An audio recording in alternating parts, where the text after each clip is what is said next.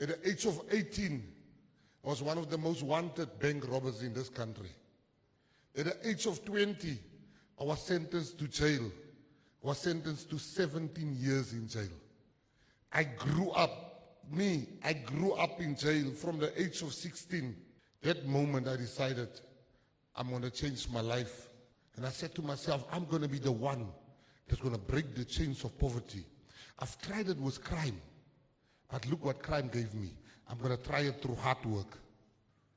Dreams do come true. I'm sure by now most of you might be wondering why I'm so obsessed with Gaten McKenzie's life. And truly, yes, I am actually really interested in the transformation he has actually had to undergo as a man. Because you see, this life is really fragile, and how he actually has managed to escape all of the trauma and all the difficulties he has actually experienced in this short time he has spent on the earth is actually stunning. And I really appreciate the fact that he goes around and motivating the young African men, especially South Africans, because South Africa has actually been, in the words of Thabo Mbeki, been plagued with violence. Thabo Mbeki says that South Africa is an extremely violent society. And, for someone who has passed through that level of violence and come up to be a politician, someone who's now functioning at the higher echelons of society, it takes a lot of transformation mentally, physically, psychologically, spiritually. It isn't something that's really ordinary. For those of you who are believers, it's almost like the story of Paul in the Bible, who was transformed from Saul to Paul. And all the things that Paul did, in trying to push, in his journey to try to really spread the message of what the Bible in itself, for those of you who are Christians, represent. And so these are kind of the things I see in the life of Gaten McKenzie. He's actually, sometimes when I really go back and try to read his book and his stories, I'm really amazed, because the things he's actually gone through and where he has been and where he's now, it's not a rational kind of like transition or transformation for a normal human being. It takes a lot of work to do. And so I'm really impressed by his story, and that's why I've really, decided to really put together this whole video to really show the possibility of what it is, so that in order to fight crime in South Africa, I'm not South African, that's what makes this whole thing really funny, but I'm really obsessed with the society of South Africa. I believe in the greatness that is embedded in that society. I believe it was actually designed for the way it was, to be able to show the world that it's possible for the diversity in this world to really flourish and become something great. I think that's why South Africa was now placed in Africa. But it's plagued with so much difficulties and violence, and South Africa and Gaten McKenzie is an epitome of the example of what South Africa should represent, in my opinion. I don't know about you guys, but in my opinion anyway. And so that's why most times I really appreciate that he goes around really telling his story to many of the young boys and the girl students in South Africa, to really motivate them, because for most of the youth in South Africa, the majority of their realities growing up with single mothers, with single fathers, sometimes with grandmothers and grandfathers, the majority of their worldview is crime. Crime. And so it's really interesting to have a model they can watch and look at in society and really aspire to be like that. And at the end of the day, we really hope that many of the youth in South Africa can be motivated by his life and slowly start attacking crime from that perspective, while the other perspective with all the military and force and all that is still being put in place. But let's listen to Gaten McKenzie's really life-changing, really emotional story of his life, and share your thoughts in the comments. I grew up in a place, before I could know a poem, before I could know history, I could tell you all the gangs in the area where I grew up in. I can tell you about the gang leaders. I knew more about gangsterism. That was the first thing I knew in my life. At the age of 13, so my father was a storeman. My father was a very honest man. My neighbor was a bank robber. His name was Fire. And my father never used to have money. And my neighbor always had money, girls, nice clothes. I always knew I don't want to be my father. I want to be my neighbor. At the age of 13, I got really involved in gangsterism, washing cars for gangsters, hanging out with them, being sent around by them. At the age of 15 and a half, I was involved in my first bank robbery. At the age of 18, I was one of the most wanted bank robbers in this country. At the age of 20, I was sentenced to jail. I was sentenced to 17 years in jail. I grew up in prison. I grew up in jail from the age of 16. I will be in and out of jail. At the age of 20, they locked me up and they gave me 17 years. I went on with my life of crime in jail. I became a member of the 26 gang. I went on with my life of crime. And one day, somebody said to me in jail, "My brother, you control this prison. You have so much power. People listen to you. But you are leading people the wrong way. Why don't you change and lead us all? Because we will follow wherever you lead." That moment I decided I'm going to change my life. Because I saw how a young child was raped in jail. And the next day, I said, this is not the life I want for my child. I had a boy outside. I came out of jail. I ran the prisons. I came out of jail in 2003. Now, when you've been a boss in jail and you come out of jail, they give you what they call a jersey. A jersey is not a jersey that you know. It is a packet of drugs for you to start so you can make money.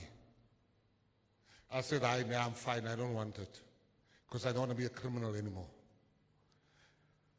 My mother and my father both got SASA, both of them. My first night out of jail, there was no bed for me at our house. I was even smiling by myself. I thought, I have a bed in jail. I don't have a bed outside jail. My father bought me my first bed. I looked for a job. I couldn't find a job. One day I saw a lot of white kids buying drugs. So I asked my mom, what is white kids doing here in our Kasi? She said, they're buying drugs. I said, which school are they from? She said, St. Michael's and Great College, those top schools. The next day, I went to that school. I told the principal, Mr. Falstead, I said, sir, my name is Gaten McKenzie. I come from jail. Spent my whole youth in jail. And I see your children are going to jail. And I know what's going to happen with them in jail. Can I speak to these boys? He said, please go on. I spoke to those boys. I spoke to them about crime, about gangsterism. You might be a clever now, but when those doors get locked in jail, they got your masin and neon colors. You see jail on TV. You think that's jail. You are playing. You see these things on TV. You think that's prison. That's not jail. When those doors lock behind you, you will wish to be transferred back to this seat to make better decisions. There's no friends, there's no mother, there's no father. The wardens that must protect you are scared of the prisoners. So I go to Great College, I speak to them. After speaking to them, I'm walking home because I didn't have money for taxi. I didn't have transport money. So I got home and my mother was crying. I said, Mom, what's wrong? She says, what did you do again? I thought you've changed. I said, Mom, I did nothing. She said, you are lying. I said, Mom, I'm telling you I did nothing. Why are you crying? Who said I did something? She said, there's a white man looking for you. Now, when you come from jail, you don't hear no white people are looking for you. So I asked, where's this white man? She said, behind you. So I look around, I see this big white guy. He says, I'm looking for McKenzie. I said, I'm also looking for that bastard. He says, I said, what did he do to you before I tell you what he did to me, that McKenzie? He said, McKenzie went to my child's school. I've got 2 boys in that school. And after speaking to them, the one came to me, he said he's addicted to drugs. The other one said he's got an unlicensed firearm. And I'm here today to come and give McKenzie something. And he took out his checkbook. And I took out my ID book. And I gave it to him. And while he's writing a check for me, I see his t-shirt says CHAP Security. I said, why don't you just give me a job and not money, man? He says, yeah, sure, come with me. Now the car was branded CHAP all over. So when I jumped in the car, my neighbors, they said, Limoni, Babu's very happy. He's back to jail again. They arrested him again. And I got a job at CHAP Security because I was intentional. I was serious. I wanted a change in my life. I wanted to be the one in my family that breaks the chains of poverty. My father never had a car. My grandfather never had a car. In my family, we didn't have cars. And I said to myself, I'm going to be the one that's going to break the chains of poverty. I've tried it with crime. But look what crime gave me. I'm going to try it through hard work. Went to work at CHAP. I remember I got in 2003, my salary was 1,000 rands a month. I worked there for 8 months. They gave me an increase to 20,000, then they gave me an increase. But that was the funniest part. When I was working for 1,000 rands a month, now you must look at me to understand what I'm going to say. In jail, when you say yes, this is what you do. When you say no, you do this. We want to confuse the wardens that's looking at us from the top. So if I ask you, hey, sorry, my drugs, you go. But he knows it's yes, I know it's yes. That one there thinking I'm saying no. So that's how I've lived. So I get to CHAP. I worked for 8 months. The bosses call me in, they're like, McKenzie, you have truly impressed us. We would really, really like to give you an increase. We want to make it 20,000 rands. Do you accept? I said, they said, please go stand outside. I go outside. Then outside I realized, hey, it's a flop.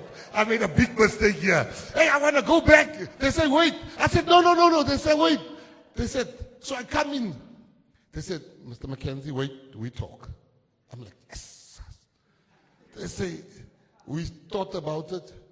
We're going to give you 40,000. Do you accept? I said, yes. I said like 10 yeses. So I work at CHAP. I started a business, a fish business. With my salary, I started a fish business. I would only hire guys that come from jail. I hired my first guy, hired my second guy, hired my third guy. I will buy fish for 8 rands in Cape Town, and I will sell it in Northwest for 50 rands. In Limpopo for 50 rands. I started with one guy. In no time, I had 100 guys, 200 guys, 300 guys. Then NetBank says, no, let's give you a loan for cars. You can buy bakkies, you can buy all of that. We see the money that's coming in. I bought bakkies, I bought cars, and I started hiring more ex-prisoners than anybody in the world. And I became a multi-millionaire. I became very wealthy. I went into mining. There's no sports car that I don't have never driven or bought. Lamborghini, Ferrari, R8, you name all of them. Now, when I was working at CHAP, the English wasn't so 100%. I still mix with prison language. And somebody said to me, go to a language school. There was a lady, her name was Ria de Villiers, one woman that changed my whole life. Ria ran a language school. I still remember like it was yesterday. I was wearing a blue overall, all-star techies that has a hole in it. And I went to Ria's school. And I said, teach me how to speak properly like a gentleman. What they are trying to teach you here. I remember in class, I took the chair. When she said, no, come in the class.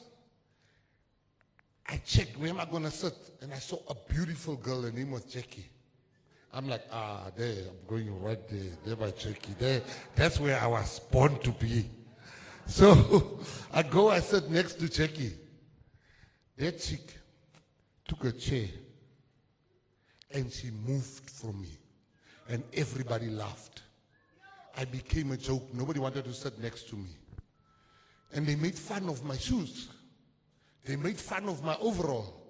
And one day I lifted my hand up. I said to the teacher, can I say something? She said, yes. I said, you see, you guys, you make fun of my clothes, of my shoes. It's okay. Because my shoes, you are wearing Lacoste. You are wearing Kurt Geiger. You are wearing this. Those shoes and those labels, they don't write exams. You do. Here, I'm not here on a fashion show. My time will come to be fashionable. It is not now. But be patient enough to see how my life is going to change. Fast forward 6 years after that day, exactly 6 years, I bought myself a Lamborghini. I go down to Makufe Festival. I get there. I said, hey, I'm hungry. I go to the car wash. While I'm eating with my friends, they're busy washing my car. After washing my car, I'm looking at the people admiring the car. Of all the people there, I see Jackie there. I'm like, God is great. Hallelujah. Amen. Amen. And now I want to walk to my car. It's my car. Bought a cash. So I go. I said, no. I can't walk like this, man. Imagine just walking. I said, no, I must have a money walk. The walk must complement the car. They mustn't doubt me. So I go like,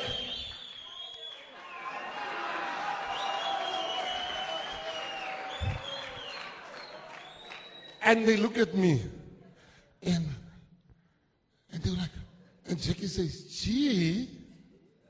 I'm like, do I know you? She said, it's me, Jackie. I'm like, okay. She's like, is this your car? I say, tweet. Open the door. She says, where are you going? Can I come with? I said, you're not my type. I have my type. What is the moral of the story I'm told you now? Your time is coming. Don't rush. Don't rush. Your moment is coming. Your moment is coming. You might not have Nikes like other children. Your parents might not be able to afford what other kids are affording. The girls might not even be looking at you. Same as me. Who looked at me? No one. My time came. I was wearing khakis with holes in it. Today, I have a room only with all my khakis. That is my message to you first. Message. Don't be in a hurry. Don't let people make you feel you are poor. Your time is coming. Don't make mistakes. Don't go and steal because you want. Don't make the mistakes I made. Wait for your time. This God is everybody's God. And your moment is coming. My parents are dead. But I thank God for one thing. Before they died, they saw me breaking the chains of poverty. Stop trying to be a clever. Stop this thing of gangsterism. Stop this thing of smoking weed at a young age. You're going to be as dumb as fuck before you are 40 years old. Be disciplined. Be a gentleman. Be somebody that people look up to. Let them call you a nerd. Let them call you a Barry. That's all right. You are Barry outside. They are clevers inside. I'm going to repeat that. Don't go with the flow. Some of you are like sheep. I'll make you an example. Sorry. If I hold a stick like this, and there's 5 sheep coming, the first sheep is going to come, jump over. The second sheep is going to come, jump over. Then I take this thing away. The third sheep is going to come, jump over. There's no stick. The fourth sheep may jump over. All the sheep is going to jump over. If you ask them, why are you jumping? They say, we don't know. We saw the others are jumping. Some of you smoke weed. You don't even like weed. But because it's gefrek, you want to fit in. That's why you smoke weed. Some of you are wanting to try nyaupe. You don't even like it. But peer pressure gets to you. Don't be that guy. Don't be that guy in life. Make your own choices. Say what you want to be. Some of you, if you go to jail today, your mother don't have money to bail you out, to get you a lawyer. But you go after people whose mothers have bail money, whose mothers have lawyers. Don't try to be big. Your time is coming. Even the girls that don't want you, that goes after the rich guys. Don't get angry with them. Become a rich guy so they can also come to you one day. But don't come and be angry with the girls and say they love money. You should also start loving money and work hard so that you can reach a certain point in your life. Respect women. I didn't respect women when I was a gangster. I didn't. Some of you don't know what rape is. When you sleep with a girl when she's drunk, it's rape. You don't have a consent. We used to make women drunk in order to sleep with them. But that's rape, because you don't have a consent.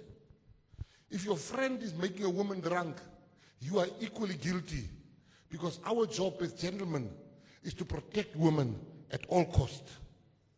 You have sisters, you have a mother. Don't make our mistakes. Respect women. Respect women. Don't speak to your girlfriend like you got her in a dustbin. Hey, wena, tokan, ftak. What is that? You will keep on attracting the girls that love to be told ftak. Respect women. Protect women.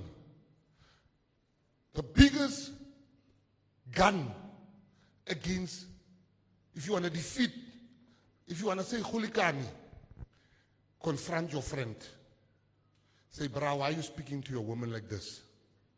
Bra, why are you making this woman drunk? Bra, why are you doing this? And that is why I took time off my busy schedule to come here today. Because I know there's some of you that sit here, you're definitely going to jail. There's some of you that sit here, you're definitely going to be somebody. You can make that choice today. Are you going to be by the ones that's definitely going to jail? Are you going to be the ones that definitely going to be somebody? Dreams do come true.